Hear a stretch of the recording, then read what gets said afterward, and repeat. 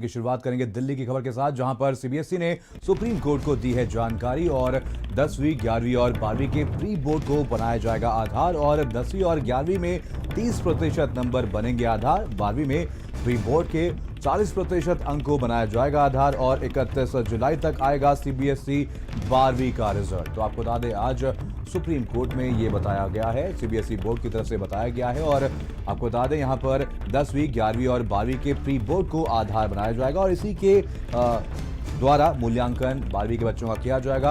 अवैस उस्मानी हमारे साथ, हमारे संवाददाता, इसी को और जानकारी के साथ जुड़ गए। अवैस, पूरे मामले पर अपडेट दीजिए, क्या कुछ यहाँ पर सीबीएसई बोर्ड की तरह बताया गया है, कैसे यहाँ पर 12वीं के बच्चों का मूल्यांकन होने वाला है और कब तक रिजल्ट घोषित किया जाएगा?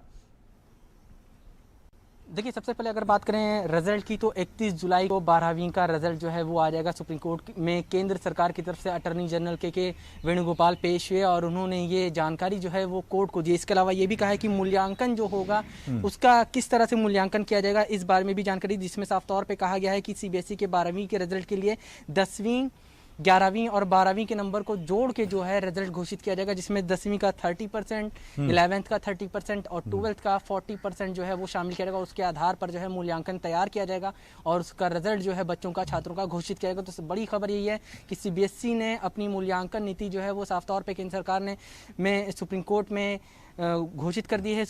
एक पैनल बनाया गया था 15 लोगों का, जिसने तय करना था कि किस तरह से मूल्यांकन जो है वो किया जाएगा और आज अपनी रिपोर्ट जो है सुप्रीम कोर्ट में पेश किया। उसमें ये बताया गया है कि 10वीं, 11वीं और 12वीं के रिजल्ट को मिलाकर जो है 12th का रिजल्ट घोषित किया जाएगा सीबीएसई का, जिसमें 10वीं का 30%, 11th का 30% और 12th का 40% जो है मूल्यांकन शामिल किया जाएगा। जो प्रैक्टिकल बेस हुए हैं या जो एग्जाम हुए हैं उन तमाम चीज़ों को लेकर मूल्यांकन जो है वो तय किया जाएगा। इसके अलावा ये भी कहा गया कि अगर कोई छात्र इस नीति से खुश नहीं होता है, उसको लगता है कि उसके नंबर कम आए और ज़्यादा नंबर आने चाहिए, तो वो परीक्षा में भी शामिल हो सकता है। लेकिन ये परीक्षाएं तब कराई जाएंगी स्कूलों की तरफ से जब हालात जो हैं वो पूरी तरह से सामान्य हो जाएंगे देश में, तब इसके लिए घोषणा जो है एग्ज़ाम कब कराया जाए, काउंटिंग के लिए वो की जाएगी। बिल्कुल। अब जैसा कि आपने बताया, अगर बच्चे इन मूल्यों से असंतुष्ट रहते हैं तो उनके द्वारा एक बार फिर से अप्लाई किया जा सकता है, एग्जाम फिर से हो सकता है, लेकिन इसके लिए बच्चों को इंतजार करना होगा। इसको लेकर के और क्या कुछ बताया गया है? अगर बच्चे एक बार फिर से अप्लाई करते हैं, अंकों से असंतुष्ट होकर के अगर एक बार फिर से बच्चे अप्लाई करते हैं तो कैसे एग्जामिनेशन होगा, इसको लेकर? देखिए, अभी सुप्रीम कोर्ट में इस मामले में सुनवाई चल रही है और अटॉर्नी जनरल जो हैं वो अपनी तरफ से केंद्र सरकार यानी सीबीएसई बोर्ड की तरफ से पक्ष रख रहे हैं। हालांकि उन्होंने ये कहा है कि 31 जुलाई को रिजल्ट घोषित किया जाएगा। अगर छात्र जो हैं उनको लगता है कि जो मार्क्स उनके आए हैं वो सही नहीं है या उससे वो संतुष्ट हैं, उनको लगता है कि थोड़े कम मार्क्स हैं और ज़्यादा मार्क्स आने चाहिए थे, तो ऐसे में वो छात्र जो हैं परीक्षा के लिए अप्लाई कर सकते हैं। लेकिन परीक्षा कब होगी इसकी जानकारी जो है वो कोर्ट को नहीं दिया गया। हालांकि ये कहा गया है कि जब कोरोना से हालात सामान्य हो जाएंगे तब परीक्षा की जा सकेगी।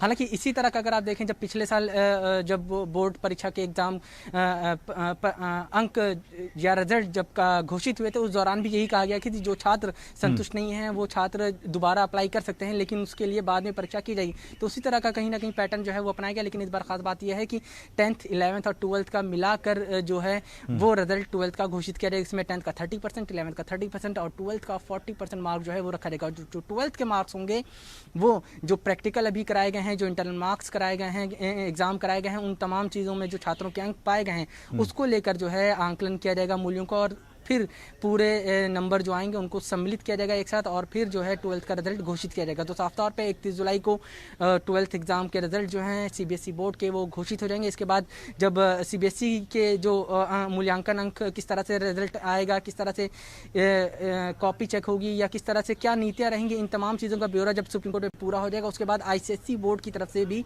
अपना पक्ष रखा जाएगा और बताया जाएगा कि आईसीएसई बोर्ड जो है वो क्या नीतियाँ अपनाने जा रहा है 12th के बोर्ड एग्जाम के मूल्यांकन के लिए और रिजल्ट के लिए, और कब आईसीएसई बोर्ड का एग्जाम का रिजल्ट जो है वो 12th क्लास का घोषित करेगा। इन तमाम चीज़ों की जानकारी फिर थोड़ी देर बाद जो है आईसीएसई बोर्ड की तरफ से भी सुप्रीम कोर्ट में दी जाएगी। हालांकि सीबीएसई बोर्ड की तरफ से अभी सुप्रीम कोर्ट को एक एक चीज़ें जो हैं वो बताई जा रही हैं कि क्या नीतियाँ अपनाई जाएंगी, किस तरह से क्या पैटर्न होगा, तमाम चीज़ें बताई जाएंगी। क्योंकि ये लगातार दूसरा साल ऐसा है जब सीबीएसई बोर्ड की परीक्षाएं जो हैं वो रद्द कर दी गई हैं। हालांकि पिछली बार की अगर बात करें तो पिछली बार कुछ एग्जाम हो गए थे और कुछ बचे हुए थे, तो उसमें मूल्यांकन करने में आसानी हुई थी और फिर प्रैक्टिकल भी हुए थे, लेकिन इस बार ऑनलाइन प्रैक्टिकल तक भी बहुत मुश्किल से कुछ ही सब्जेक्ट्स के हो पाए थे। ऐसे में आप नजर बना के आपसे अपडेट लेते रहेंगे। फिलहाल तमाम जानकारी के लिए आपका बहुत बहुत